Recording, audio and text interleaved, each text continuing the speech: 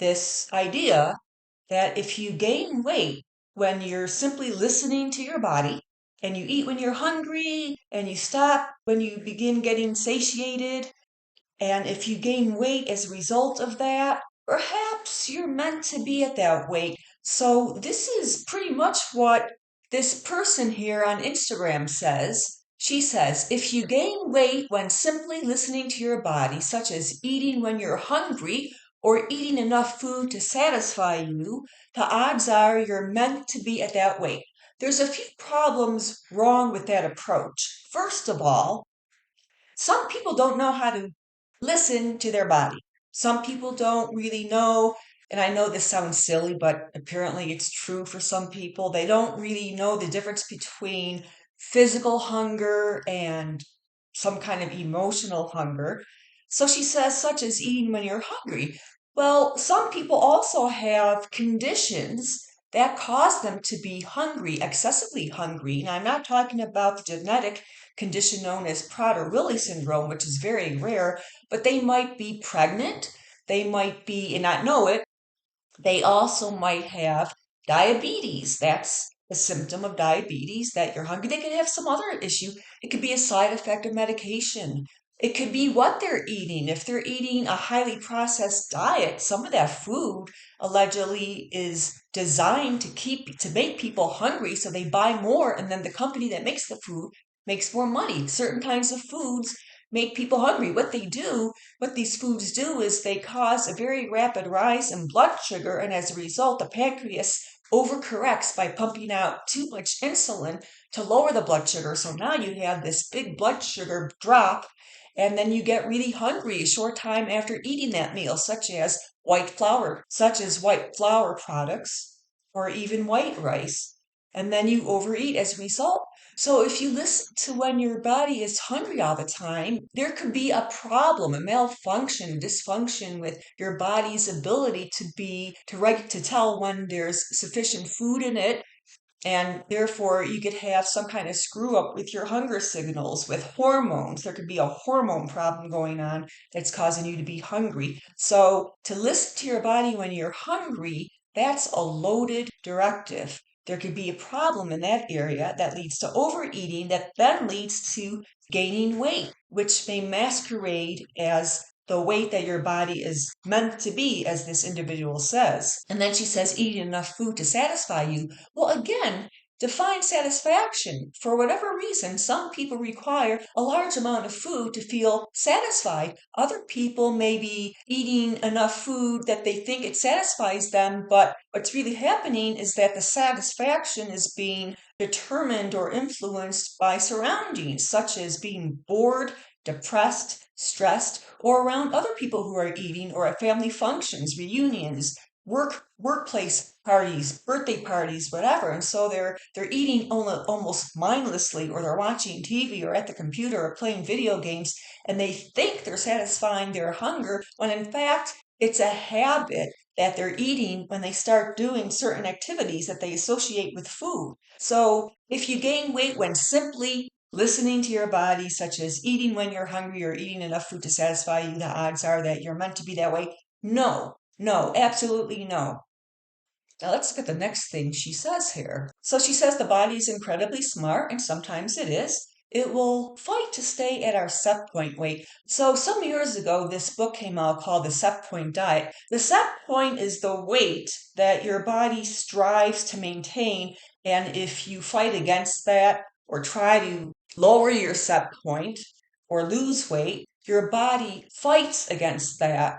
And according to the set point theory, one way your body, or the main way that your body fights that, is by slowing your metabolism. So let's say you're 5'4" and your set point is 155 pounds. So if you reduce your caloric intake, so what you're doing is that you're putting your body in a state that it's going to fight to stay at 155 pounds. And the way it does that is by conserving stored fat, slowing down the metabolism. So you wonder why you can't lose weight when you're cutting your caloric intake by 500 or 400 or whatever calories per day and increasing your exercise. Your body wants to stay at 155 and you're 5'4". So you're on the plump side there. unless you have a lot of muscle. But let's say you're chubby, plump, your body wants to stay at 155. And so even if you really cut back on your calories, according to the set point theory, your metabolism will slow down to counteract that caloric reduction.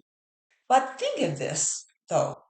Why would a 5'4" body want to stay at 155 pounds? Why would your body chemistry, your physiology think that 155 pounds is appropriate for a 5'4" female body?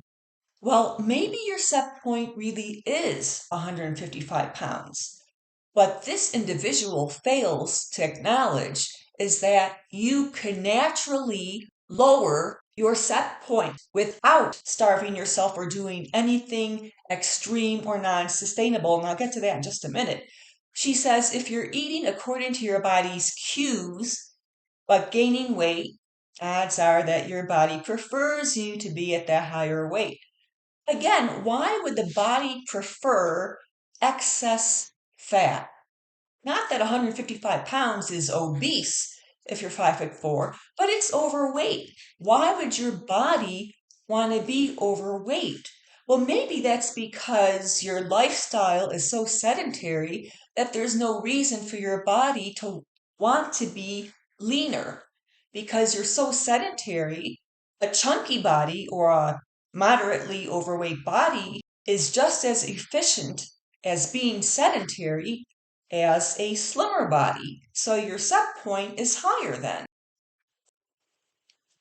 Maybe it's time to stop fighting our bodies and focus on taking care of them instead. Well, yeah, we should focus on taking care of our bodies, like lowering the set point that keeps you overweight, if indeed that is the case. Again, you could be overeating and fooling yourself into thinking you have a high set point, but you're overeating based on wrong cues such as being offered food and accepting it because you think it's rude not to eat food that's offered to you, or you do what's called social eating. Everybody else around you is eating, so you're eating and you think you're hungry, or there's a conditioned stimulus to eat. The minute you sit down at your computer, you got to start eating something or drinking soda. The minute you watch a good TV show, you got to get off the chips, the ice cream, whatever. So you could be eating for the wrong cues, yet think you're eating because your body needs it, or think you're hungry when you're actually not. So here's how to lower your set point. The number one way to lower your set point is to add muscle. Now, I don't mean bulk up. I don't mean take up bodybuilding. I don't mean spending 3 hours a day in the gym. Simply add some lean muscle. Lean muscle. Take up strength training. And I don't mean little pink little dumbbells that you can do a zillion reps with. Really take up strength training. Do intense workouts. Now, intensity doesn't mean long duration. If you do intense weight workouts 3 times a week for 45 minutes, that will increase your metabolism. It'll increase your resting metabolic rate even while you sleep. That means a lower set point if you want to subscribe to the set point theory. The more muscle you have, the faster your resting metabolism, even while you're just lounging around in a sofa watching TV, even while you're in a deep sleep. Because muscle is a very high maintenance, metabolically active tissue. In fact, it's the most metabolically active tissue in the body. It burns significantly more energy just to breathe, just to exist, than fat cells do. Muscle cells need more energy to exist for sustenance, much more energy than fat. So if you increase your muscle mass, where is that muscle going to get the energy it needs for sustenance? Well, besides food, it's going to pull from stored body fat. So you're changing your body composition, or you're recomping your body. That's why people who have a lot of muscle but have the same BMI or body weight as somebody who has a higher ratio of fat to muscle could actually eat more and maintain their weight While this person over here at the same weight, in order to maintain that weight, they have to eat less. It's all about body composition. So that's how you could lower your set point. So this 5'4" woman takes up strength training and she lowers her set point to maybe 145, and she doesn't lose much weight after that. That's possible, but she might be losing body fat. So if the scale says 145, she's lost 10 pounds of fat, and the scale kind of won't budge after that point. But that doesn't mean she's not losing fat and looking slimmer. She's still gaining lean, metabolically active muscle, and as a result is losing fat. So her body fat percentage is lowering, even though she's still 145. Her pants are looser. So you don't want to get too caught up with what the scale says when you're only slightly overweight. Of course, if you're like 200 pounds and 5'4" and you stop losing weight at 180, something's wrong. That's not about muscle mass replacing fat. If you're not losing weight, if you're 180 and you've lost 20 pounds and you're 5'4" and you've come to a standstill in weight loss, you're still eating way too much. Now, as for the type of strength training, I said intense, but you also want to focus on multi-joint or compound strength training.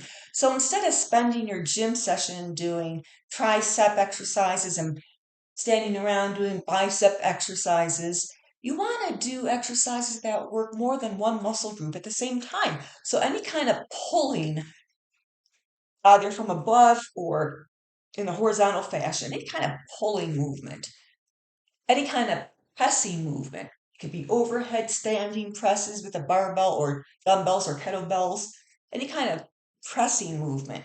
Bench press, decline or incline or decline bench press, or you could also use dumbbells for a press. You want to work the legs, the back, and the chest primarily because those are the biggest muscle groups in the body, and the biggest muscle groups require more energy just to breathe. So you want to focus on the large muscle groups. You want to do some sort of squatting.